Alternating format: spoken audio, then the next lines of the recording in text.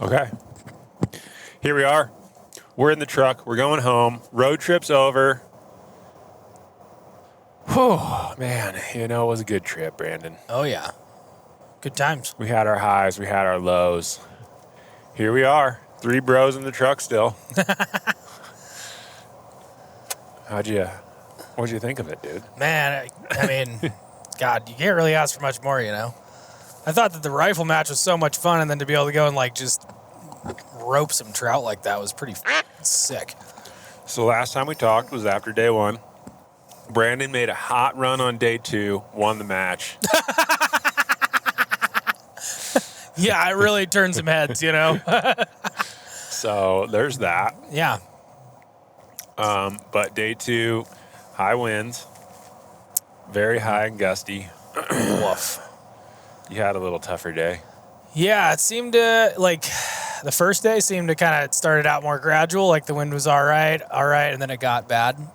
But it felt like it kind of let you ease into it a little. And day 2, for me, just not being as experienced a shooter, definitely kicked my ass, kind of eye-opening. But You think it was the wind? Was it the wind on the gun? I mean, you making can it blame shaky, whatever or- you want, but at the end of the day, it was me. I think mainly it was just not calling enough wind and maybe calling too much wind, just not having the wind hold dialed.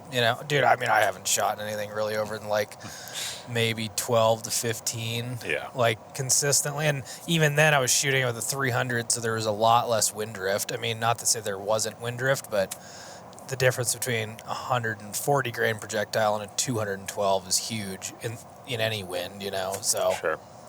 it was. I mean, I feel like I eventually kind of started to dial it in. I almost cleaned a couple stages, but it was rough. Still fun. I mean, but just you can see where your weaknesses are, especially in the wind. And for me, it really wasn't there wasn't too many where I was like, oh, I can't hold this thing steady. It was more just not calling it right.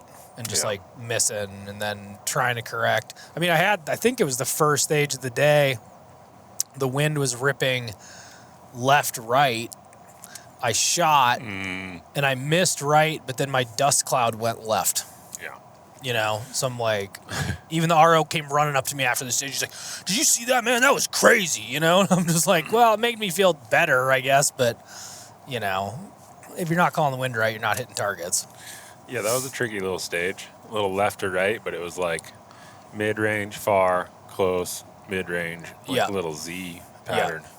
Yeah, I did not get I mixed up the 3rd and 4th target. I just kind of went up and then this, and I went 1st, 2nd, 4th, 3rd. So I kind of wasted a shot, you know. What are you going to do? So yeah, the match was fun. It was super windy. I don't think there was anything too mind-blowing to share about our day out there other than we shot 6 stages. It was a little slow. We were probably the last ones done with the match, it felt like. Yeah. And then had some food. Food was good. They served us steaks. Man, shout out That to was nice. whoever put that on. Yeah. That was amazing. That is nice, ending a rifle match and having a good meal. For sure. Even if you didn't shoot well, it makes you feel good. Oh, yeah. And I mean, for me, I felt like I shot great for my skill level, I wasn't expecting to really do,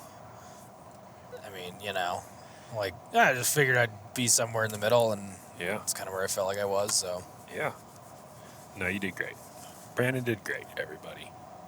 You'll see on the video him just cleaning stage after stage after stage. We'll just show the first stage so you clean it and be like, he was so good we couldn't. Yeah. I was just embarrassed to even film him because it made me feel bad. Just show the first and the 7th, or what was it, 7th or 8th? Well, when did we end on? Oh, yeah, the long range stage. I don't know what that one was. Yeah, 7. 11 or something. Yeah. Yeah, just show those two. Oh, yeah, it would have been 11. Yeah, just show those two. Those were good. That was good shooting. Did great. The rest of them. And then we went fishing. We were a little up in the air on where we were going to go, him and Han. I was like, well, let's go wherever it's the least windy. So we went there. And, we knew we wanted to fish tailwaters because April can be a little runoffy. And tailwaters can be very tricky. It's usually a lot of nymphing, which, we're not against, but we are above it. Yeah. If We're just morally above it. If you're a nympher out there, well, joke's on you. All right. We're Joke's not on down you. with that. I will sight nymph or dropper nymph, but it's a hard sell for me to double bob. Well, I guess you'd be single bobber. Double bobber. Double That's bobber a whole nother nymphing. level. 2 lines. I got. Oh, man. So we did not nymph with a bobber at all for 2 days. So I was proud of us for that. Yeah. Started streamer fishing. First fish, outstanding buck. And that just kind of kicked things off on Monday of us doing pretty well. We had to have boated at least a dozen fish. Man, at least. Was that first one? Did we see that one rise and then you caught him with the streamer? Mm-hmm. I just was like working that shelf off the bank and came tight, and that was pretty good. We were like, dang, that's a good fish. And then every time we kept catching more and more, it was just more like, good. Yeah. I just couldn't believe the quality on that river is just, I mean, I would assume that most of them were probably stocked fish, but woof. You kind of wish they'd do a little bit more of that back home. Yeah. And then I believe it was Baetis. I'm not a entomologist or whatever the official term would be for studying insects. Spencer back there, he would probably know, but he declined being on the podcast with us. Yeah. Otherwise, he would chime in right there. But, yeah, dry flies were popping, and no one else was fishing dries. No, every single guide boat that went by, and pretty much everybody else, was, nymphing, teach their own. Yeah. I don't find it terribly enjoyable. But, I mean, Monday was nuts just because I felt like the fish were just more active in general. Like, you saw them, like, tailing and, like, feeding, whereas today was not as much of that. But, like, Monday was, I mean, you were sight fishing fish. It wasn't just like, oh, I'm going to blindly throw the streamer in there. It was like, oh, no, you can see that fish over there, like, throw it at them. I mean, they're not, like, small. So, I mean, to be able to do that is pretty sick. I mean, you don't get to, like, sight fish, especially with, like, a streamer. Or, I mean, obviously, we sight fished them for the risers, but both is pretty, I mean, the streamer eat most of the day was pretty outstanding. Yeah. Caught some on streamers and then caught some on dries. The dry fly fishing was sick. Yeah. Technical, tough. tiny little dries, trying to figure out what to throw and if we even had the right stuff to throw was tough. And then, just getting the right presentation, being in the right spots, getting drift-free drag or drag-free drifts.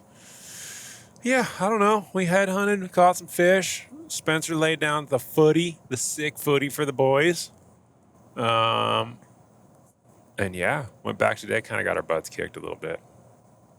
Yeah, it's tough, and a lot of that water is just so flat too. And unless I don't feel like it's like normal fishing. I guess after yesterday, where you could sight fish them, and then today you're like you didn't see them tailing or like rising. It was kind of hard to just blindly be like, I mean, even though we probably could have, but even then, a lot of that water is so flat.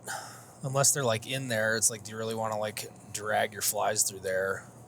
Yeah, There was definitely some slow water risers where it's just they got all the time in the world to look at your bug setup, and if it's not just like all the other hundreds of bugs, they're just like, not so much. But we definitely had some cool spots where they were potted up, eating dries, and we got schooled by a handful of fish, more than a handful, but we schooled a few. Do what we can. Just enough to be deadly. Just enough to be dangerous, man. But it was busy. Surprisingly busy for a Monday and Tuesday. Like, you're in boats all day long. Yeah.